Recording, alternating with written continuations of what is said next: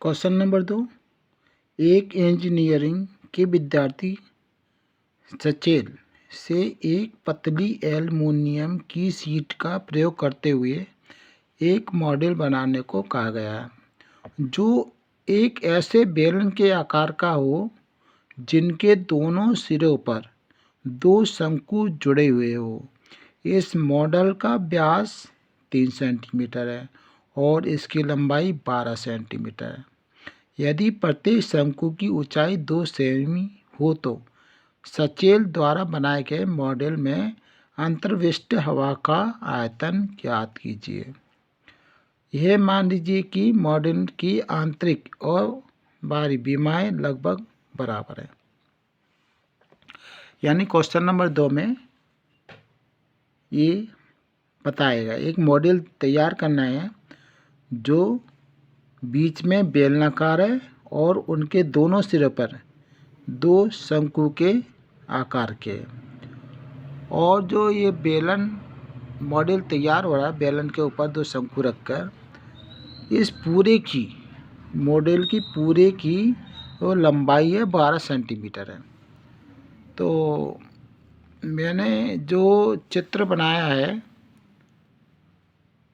वो चित्र में मैंने एक बेलन दिखा दिया है और बेलन के दोनों सिरों पर दो शंकु को भी दर्शाया गया है। अब इस मॉडल में जो इस मॉडल की लंबाई है वो 12 सेंटीमीटर है, यानी यह मॉडल यहाँ से यहाँ तक यानी पूरी लंबाई 12 सेमी है, जबकि प्रत्येक शंकु की ऊंचाई 2 सेमी है। यानी ये शंकु ऊपर है और एक शंकु नीचे है। जो ऊपर वाला शंकु और नीचे वाला शंकु दोनों बराबर है और प्रत्येक की ऊंचाई 2 सेमी है। इधर भी 2 सेमी है और इधर भी 2 सेमी है। तो जो बेलन की जो ऊंचाई आएगी वो 2 सेमी इधर और 2 सेमी इधर, दोनों 4 सेमी, यानी 2 और 2 4 सेंटीमीटर को हम 12 सेंटीमीटर में से माइनस करेंगे तो बेलन की जो ऊंचाई आएगी वो 8 सेमी होगी। तो हम सबसे पहले बेलन की ऊंचाई निकालने के लिए क्या करेंगे, जो बेलन की ऊंचाई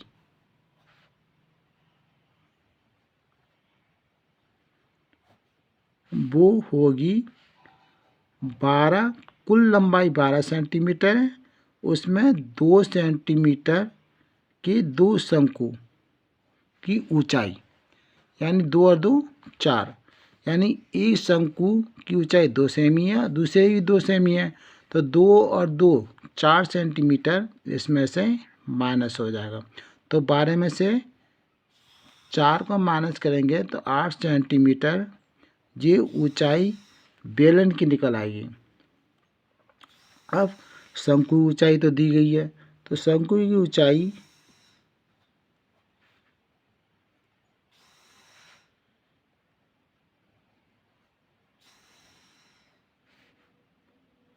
बेलन की ऊंचाई को मैंने h मान लिया और शंकु ऊंचाई को h1 मान लिया और शंकु ऊंचाई तो 2 सेंटीमीटर दी गई है। अब हम क्या करेंगे, इसका जो व्यास दे रखा है वो है 3 सेंटीमीटर का व्यास है इसमें। तो व्यास जो दे रखा है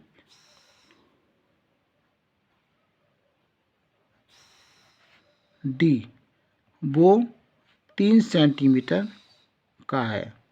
तो इसकी त्रिज्या निकालेंगे तो त्रिज्या जो होगी वो व्यास की आधी हो जाएगी, यानी 3/2, तो ये हो जाएगी 1.5 सेंटीमीटर। अब जो इसके अंदर हवा है तो हवा का जो आयतन होगा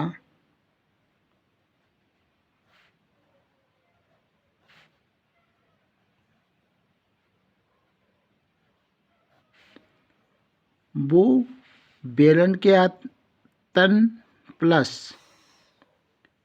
बेलन का आयतन प्लस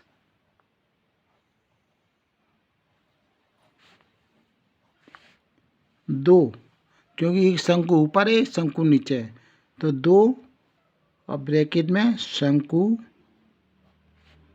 का आयतन।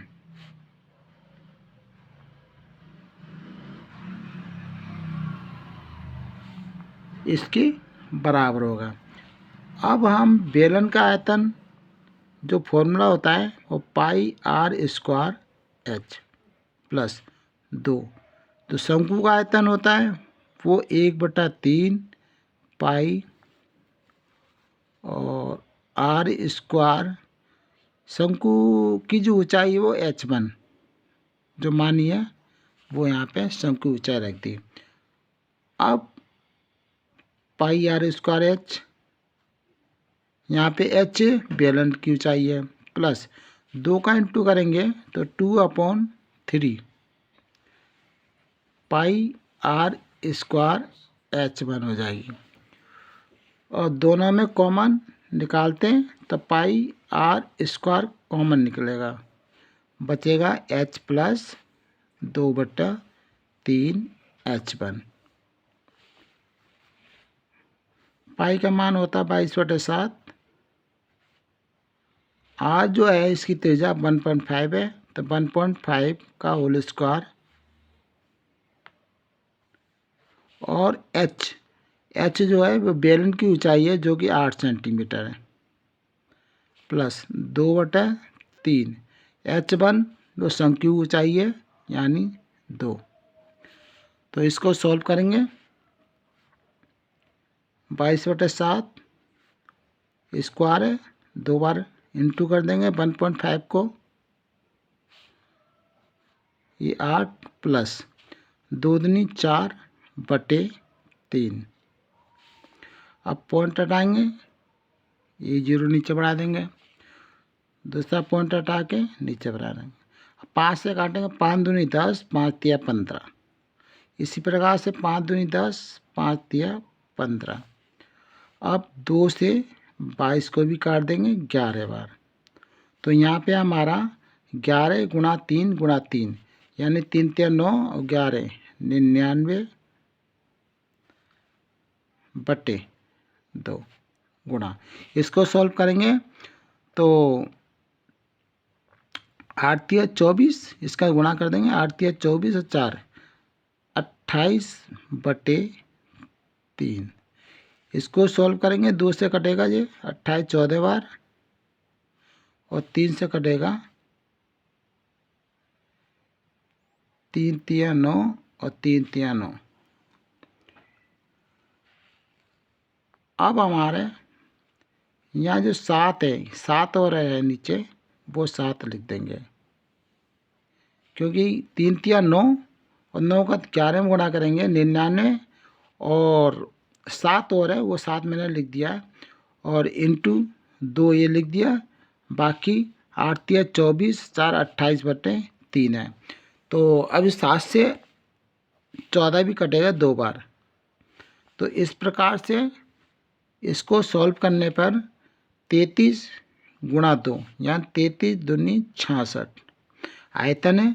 तो आयतन का जो मात्रा होता है वो क्यूब होता है, मगर सेंटीमीटर है तो सेंटीमीटर क्यूब, यानी जो हवा का आयतन निकलेगा वो निकलेगा 66 सेंटीमीटर क्यूब।